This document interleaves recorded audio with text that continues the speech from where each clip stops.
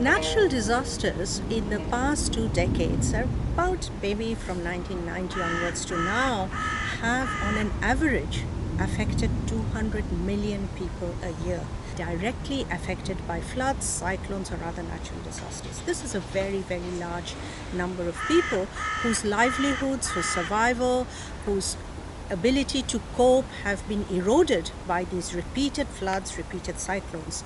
These problems are not marginal by any means. They actually have a direct impact on the development progress in these countries and cannot be ignored for too long. Of the 200 million, most of the people are actually some of the poorest in the country.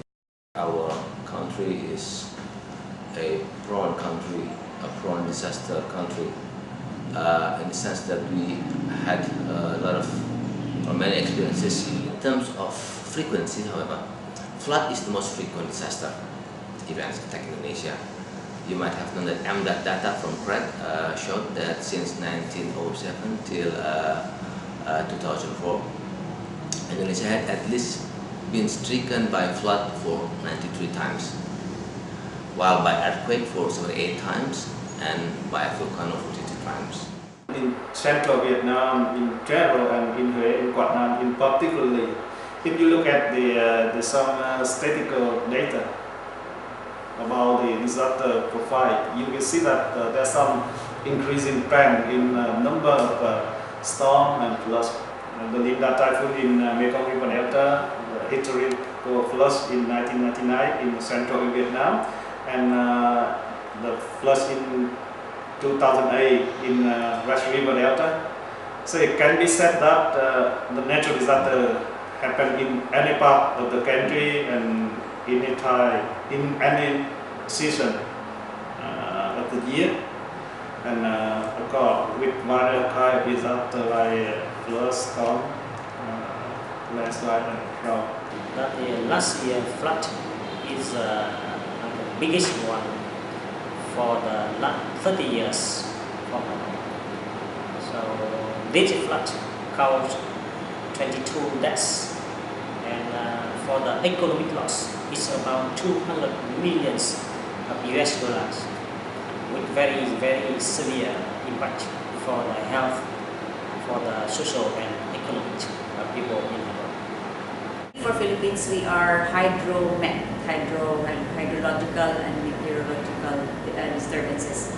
Extreme events have ranked #1 for Philippines, and these are most of the damages are caused by flooding brought in by secondary to storms, or a prolonged rainy season would bring in also flooding. So these are basically hydrological in nature.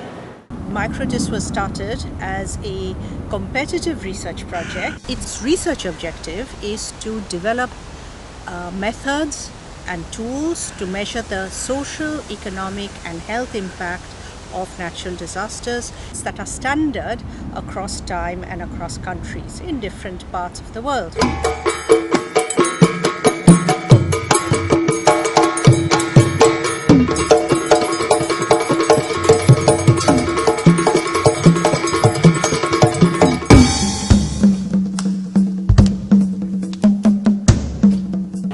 That we have selected, which is Albay and Southern Leyte, these are basically agricultural based economies for the two sites. Although Albay is more economically developed, meaning the human development index is much higher than Southern Leyte. Much of the area of Bojonegoro consists of low plains, along the river Bengawan Solo, but in the southern part it is hilly area, so it's going up in southern part. As with most of Java, the Bojonegoro landscape is dominated with rice field. In terms of socio-economic, by ethnic, almost Bojonegoro people are Javanese, and the religion of majority is Islam, and most of the population work as farmers and foresters. Many people still live in poverty, especially in southern part of the district. In Vietnam, we focus on health, social and economic impact of flooding event in one province in central Vietnam, that is Quang Nam. people in the district, the livelihoods involved in farming, agriculture and fishing activity, and the district also very vulnerable to disasters such as storm and flood. In Hanoi, we divide by two, by the geographical area. One on an urban area, and another is on rural areas. For the socio-economic vulnerability, in each household they have some classification, like low people and also poor household family.